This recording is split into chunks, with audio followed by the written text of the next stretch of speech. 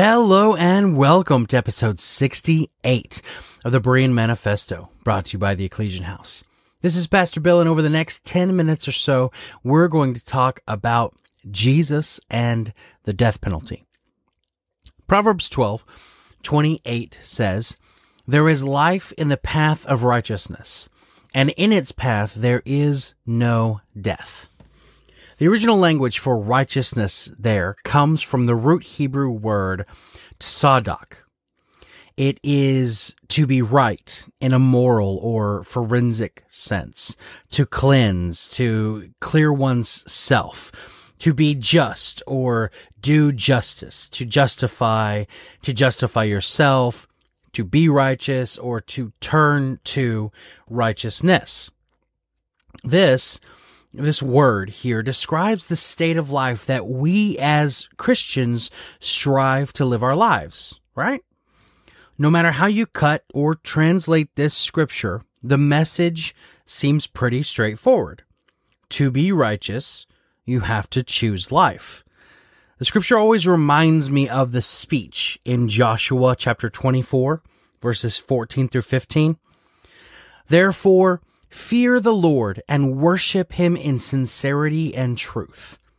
Get rid of the gods of your fathers beyond the Euphrates River and in Egypt, and worship the Lord.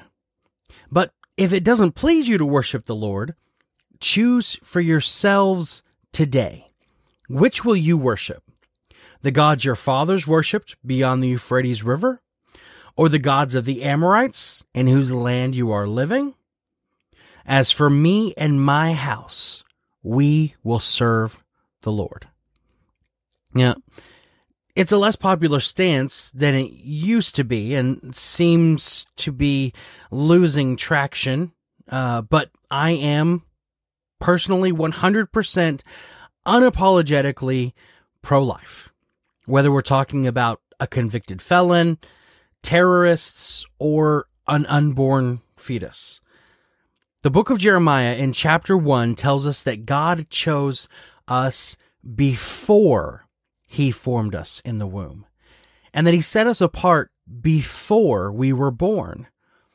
And Jeremiah 29 tells us that he has plans to give us a future and a hope. Legally speaking, Jesus was given the death penalty, and for nothing more than making religious authorities uneasy about losing their influence over the people.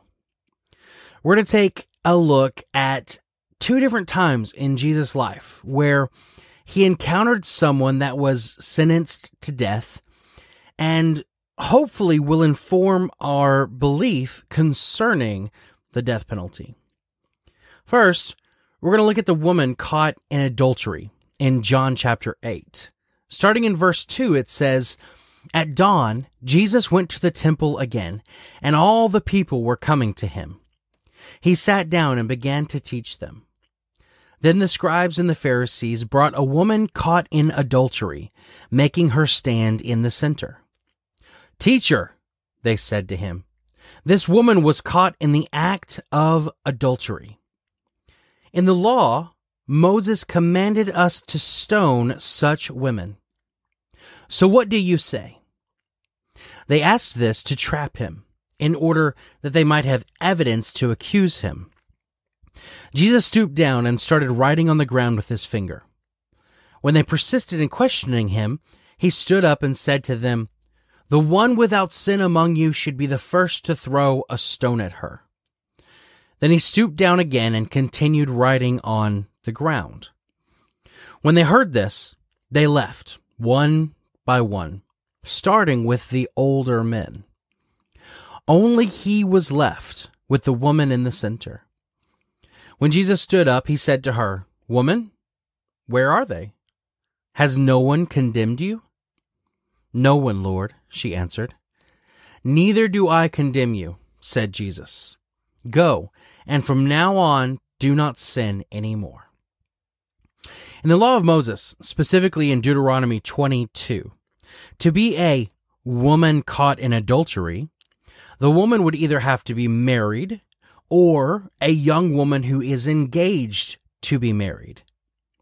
Specifically for her punishment to be stoning, she would have to be the young woman who is engaged to be married. The law also reads that the man involved in the adultery should be stoned to death as well. My first question when reading this has always been, where's the man that was caught in this adultery? The catch here that they seem to be trying to catch Jesus in is that in this situation, in practical application, the young woman who was caught in the act was given time after the act to make it known if she had been forced. In the case of this young woman, her accusers said they caught her in the act. If Jesus declares her innocent before her accusers, then they could accuse him of not upholding the law of Moses. But if he declares her guilty, then they could accuse him of condemning a potentially innocent young victim to her death. Now, no one knows for sure what Jesus was writing in the dirt. A humorous explanation I like to suggest is that he was writing a list of the names of the men accusing the young woman alongside a list of people they've committed adultery with.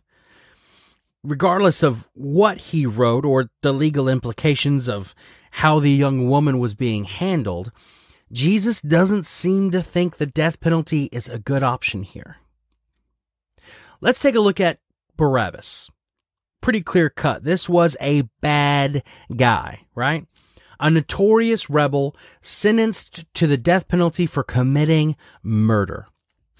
Pilate would release one prisoner every Passover and wanted to release Jesus. He chose an option that was so bad the people couldn't possibly choose to release him over Jesus. In the end, Barabbas, the murderer, is released, and Jesus, the innocent, is given the death penalty and is executed. We look at that part of the Passion story and we rationalize it that this happened to Jesus, right? That there wasn't anything he could do about it, that it was out of his hands. He was just a passenger being carried along in this portion of Scripture. But what if he wasn't? What if it was part of the plan all along and not just adding insult to injury? Consider the parallels. Barabbas had no legal claim on a continued life. The law demanded that he face the death penalty, and yet he is released, and Jesus dies instead. In Romans 3, Paul tells us that we've all sinned, and because of this, the law demands our death. And yet, Jesus died in our place. In Barabbas' case, and ours, it was so that, as John 3:17 puts it, we might be saved. Someone who has been executed has no more chance of salvation. If as a Christian, I'm to choose righteousness and life, if I'm to truly seek God's will, then personally, I have to believe that the Scriptures point to all human life being sacred from before conception. And to impose death on anyone is an affront to God. Before Christ, we were all subject to the law of sin that required death as payment. But just as with Barabbas, we have been released from the death penalty that was handed down as our judgment, and Christ has paid the penalty instead. I encourage you to find your own personal stance on this topic, informed by Scripture and faith, separate from cultural or even religious influences. This is Pastor Bill saying, until next time.